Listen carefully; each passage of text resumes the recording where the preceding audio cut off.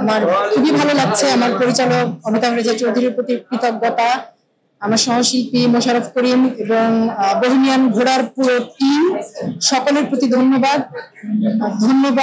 Achievers award এই আয়োজন যারা করেছেন, স্বপন ভাই, খুবই সুন্দর আয়োজন, এবং এই পুরো আয়োজনের সাথে যারা সংশ্লিষ্ট সকলের প্রতি ধন্যবাদ এবং কৃতজ্ঞতা যে অভিনয় শিল্পী হিসেবে তারা আমাকে সম্মান।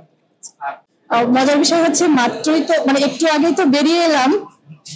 আমাদের যেটা হয় নমিনেশন পেলে শিল্পীদের একটু অংশ ক্লিপিংস দেখানো হয় বড় স্ক্রিনে, তো বড় স্ক্রিনে ওই সংলাপের অংশটুকুই দেখানো হচ্ছিল যে তুই কয়টা করছিস, এবং অ্যাওয়ার্ডটা রিসিভ করার পর অডিয়েন্স থেকে কয়েকজন চিৎকার করছিল যে আপু একবার একটু সংলাপটা শুনতে চাই।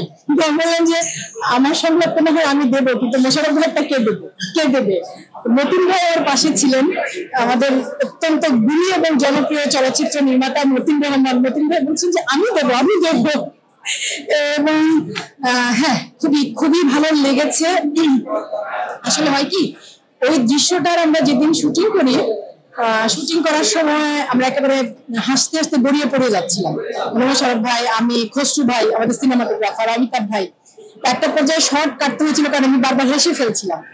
তো তারপর আবার একটু মনোযোগ দিয়ে আমরা ওই দৃশ্যটা ধারণ করি, এবং এই দৃশ্যটি যে এতটা সাড়া ফেলবে, দর্শকদের এত ভালো লাগবে, এটা আসলে আমাদের ধারণার বাইরে ছিল। অনেকগুলো সিনেমা মুক্তির অপেক্ষায়, আর 3টি সিনেমা মুক্তির অপেক্ষায় আছে।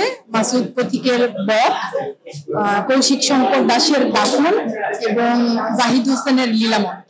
এই 3টি পূর্ণ দৈর্ঘ্য সিনেমা, আর এর মধ্যে 2টো স্বল্প দৈর্ঘ্য চলচ্চিত্রে কাজ করেছি। একটি সোহেল রানা বয়াতির নিদ্রাসুর, এই কাজটিও খুব কাছাকাছি সময়ে বিভিন্ন আন্তর্জাতিক উৎসবে অংশগ্রহণ করবে।